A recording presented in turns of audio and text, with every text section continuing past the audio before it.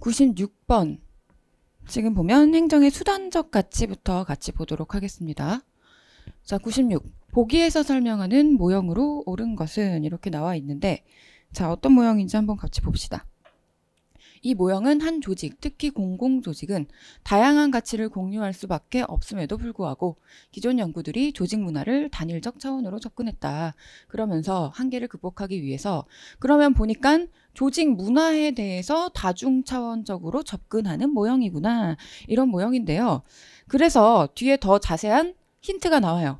조직 문화의 유형을 두 가지 차원, 내부 대 외부, 그리고 통제 대 유연성. 이렇게 나눈 거 뭐죠? 2 곱하기 2 해서 네 가지 나오는 거죠. 내부냐, 외부냐, 그리고 통제냐, 유연성이냐. 요거에 따라서 인간관계 모형, 개방체제, 내부과정, 그리고 합리적 목표 모형 이렇게 구분되는 거. 이렇게 네 가지로 구분되는 게 뭐죠? 여기 문화라는 얘기가 있어서 헷갈리라고 낸 거죠. 근데 이거 아니죠. 뭐예요? 이거는 경쟁가치 모형 4번입니다. 이게 어디에서 나왔었냐면요. 효과성 평가 모형이에요. 그래서 각각의 조직에서 어떤 게 효과적이냐, 어떤 것들이 효과성이 있을 것이냐, 뭐 이거에 대해서 얘기를 하게 되는 거죠. 어떤 문화가 이런 문화, 조직 문화에서는 이런 방식이 효과성이 높다. 이런 얘기를 하고 있는 모형이었죠. 퀸과 로보그가 주장을 했다라는 것도 기억을 하시고요. 그 다음 내용들을 한번 보시면 이제 이 인간관계 모형 같은 경우가 내부 그리고 유연성이었고요. 그 다음에 개방체제 모형. 이게 뭐죠? 개방체제 모형이 외부이면서 유연성이었고 내부과정 모형. 이거 뭐죠? 내부이면서 통제. 그 다음에 합리적 목표 모형이 외부이면서 통제. 이렇게 구분을 하는 거였죠. 그래서 그것을 기억하면서 가세요. 퀸과 로보그의 경쟁가치 모형 같은 경우에는 이거 같은 경우에는 이제 이렇게 모형을 골라라. 모형이 뭔지 이름을 맞춰라도 나오지만 각각의 모형의 특징들 이런 것도 알아야 됩니다. 이런 것도 문제에 잘 나오기 때문에 그런 것까지 공부를 해 두셔야 됩니다.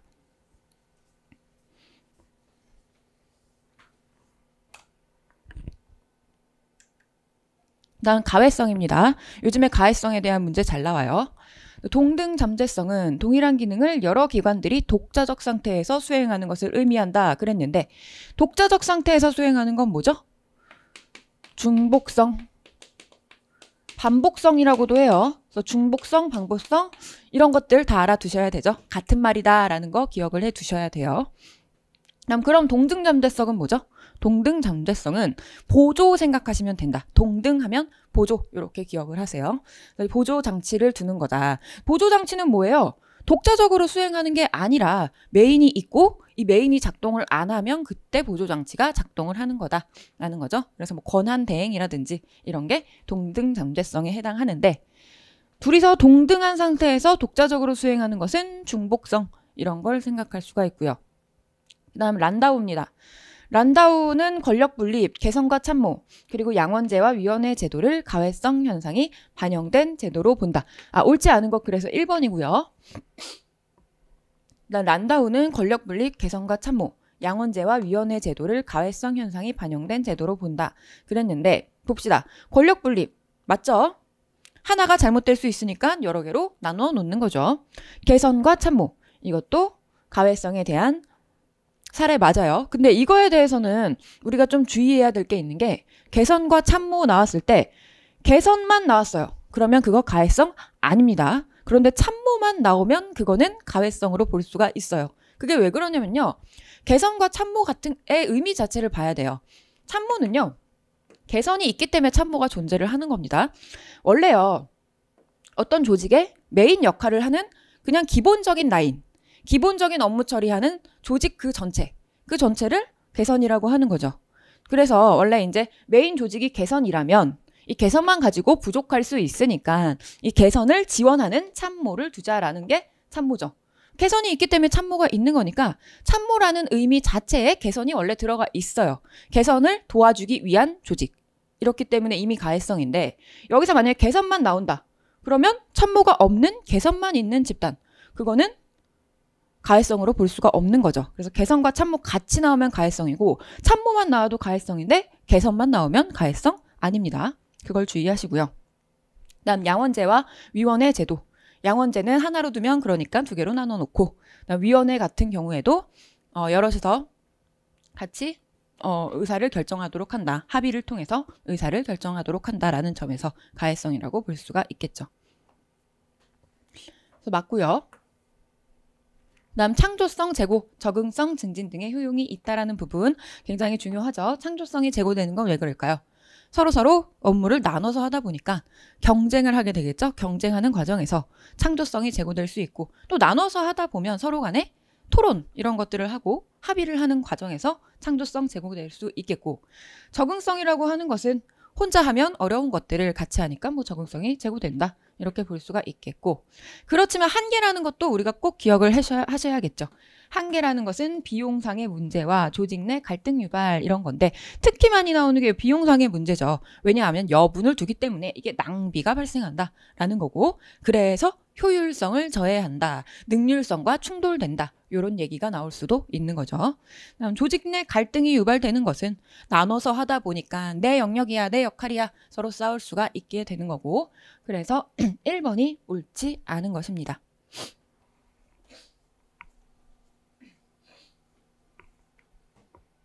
자, 그 다음 101번.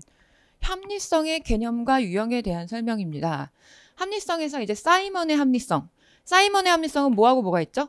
실질적 합리성과 절차적 합리성. 이렇게 나누어 볼 수가 있습니다. 사이먼의 실질적 합리성은 행위자가 합리적인 선택을 할 수 있는 모든 지식과 능력을 소유하고 있다고 가정한다.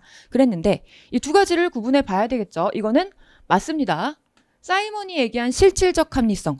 이거는 어떤 최선의 결과를 만들어내는 최선의 수단을 선택하는 것이 실질적 합리성이다 라고 얘기를 했어요. 자, 인간이 어떻게 최선의 수단, 완벽한 최선의 수단을 선택할 수 있을까요? 그것은 인간이 모든 지식과 능력을 소유하고 있기 때문인데 그런데 이 사이먼이 실질적 합리성을 제시를 했으나 이게 비현실적이다라고 얘기를 했죠. 그러면서 강조한 게 요거였어요. 이 절차적 합리성은 이거랑 반대죠. 행위자는 합리적 선택을 할 수 있는 모든 지식과 능력을 소유하고 있지 않다.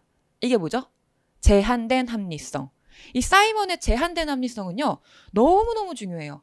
왜? 여기 지금 행정의 가치에서도 나오지만 이 제한된 합리성은 뒤에 예산 파트에서도 나오고요. 정책 파트에서도 나오고요. 이 사이먼의 제한된 합리성 굉장히 중요하죠. 그래서 보시면 사이먼이 얘기한 절차적 합리성 같은 경우에는 인간이 완벽하게 최선의 결과를 나타낼 수 있는 최선의 수단을 선택할 수 있는 그런 지식과 능력이 없기 때문에 최선의 수단을 선택했다라는 결과, 그래서 최선의 결과가 나왔다라는 결과가 중요한 게 아니라 그냥 선택하는 과정에서 합리적인 판단을 했는가 그 과정이 중요한 거다라고 하면서 그 절차가 중요한 거다라고 하면서 절차적 합리성을 강조했다라는 부분을 기억을 하셔야 됩니다. 다음 2번입니다.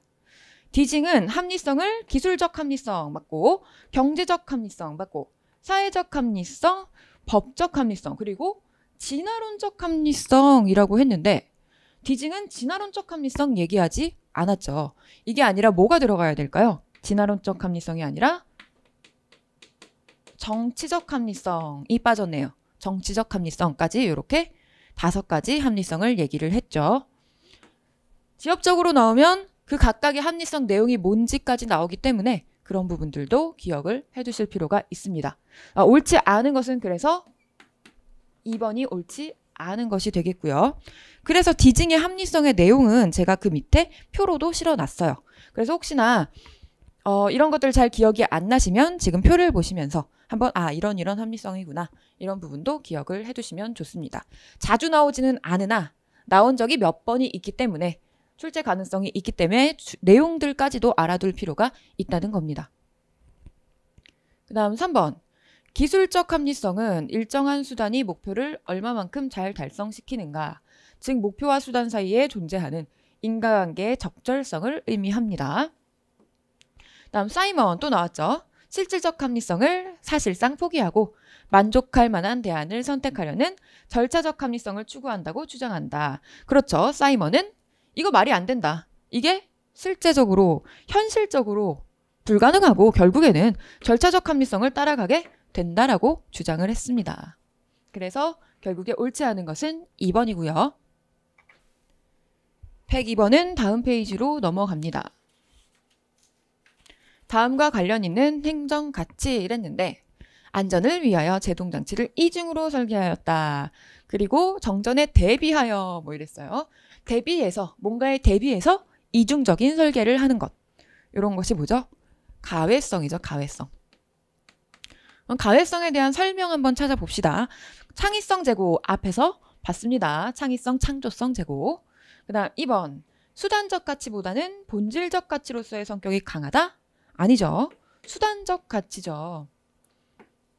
그 다음 3번. 행정체제의 신뢰성과 안정성을 저하시킨다 그랬는데 가외성의 장점 중에 굉장히 큰 부분이 이거죠.